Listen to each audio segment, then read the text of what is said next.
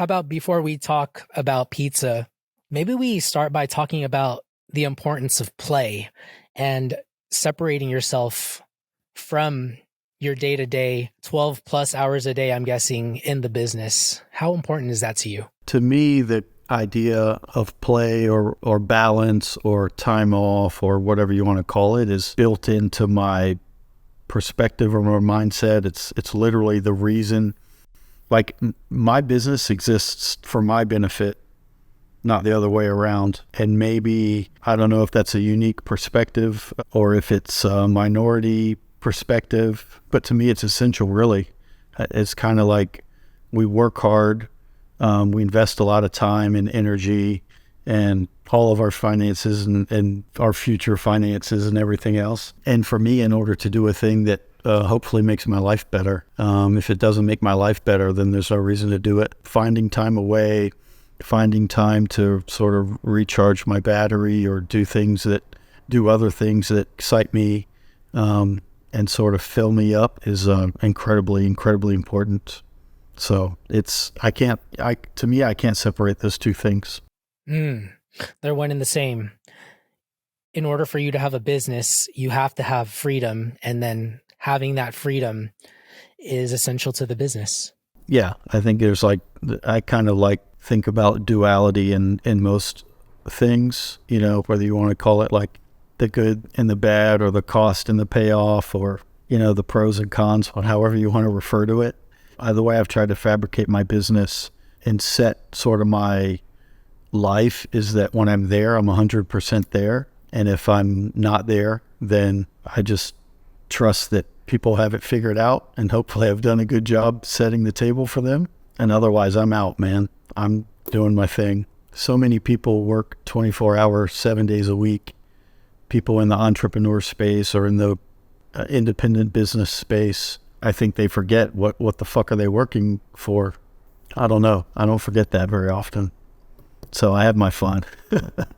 But I also love my work. So I have my fun when I work too. Work to me is incredibly fun. Yeah. I mean, we're in this like hustle hard kind of era, and you talk about the cost and the payoff. What is the cost if someone doesn't take a break? What do you think that is? Just to kind of hammer down the point for people who don't believe it's necessary to ever take a break. I mean, I think the cost, in my mind, what the cost is, and then there's in my mind, like what the pitfall of the idea of the cost is. And so there's like real costs, right? So for a lot of people, it's their relationship health. It's their connection with their kids. I don't have kids, so that's not my life. But my dad was an entrepreneur basically my whole life. And he was a great example of a man who used his business to build his life the way he wanted. So he was always a present dad and always a present father. Present husband. And so that made a huge impression on me. There's cost to people's mental health, to their physical health and wellness, their spirit, their attitude. And I think the pitfall, however, is that everyone believes the cost doesn't have to get paid until tomorrow. It's always like, oh, I'll deal with this later, or I'll pay attention to my mental health or my relationships, or I'll pay attention to some other thing. I'll pay attention to tomorrow because that's when it comes due. Well, it's always tomorrow, always tomorrow, always tomorrow. And I see that a lot. Particularly, I'm surrounded by people now in this industry.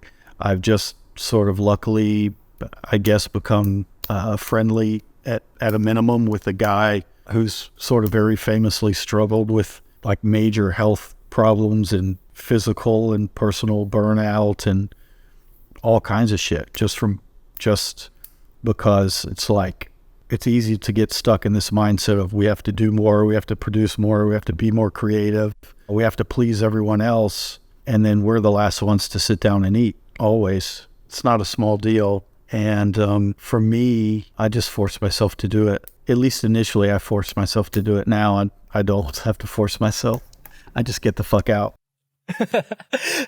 Well, can we hammer on that a little bit? Just because, talk about how you used to force yourself to do it. For someone who is not used to taking breaks, we've kind of laid out why it's important. You get more creative if you can take a break. You don't pay the piper when it's too late. But how did you force yourself back then before it just became natural? I had to rely on my intellect and my rational brain and tell my emotional and scarcity brain to shut the fuck up. So I opened my restaurant in January, I think January 15th of 2014.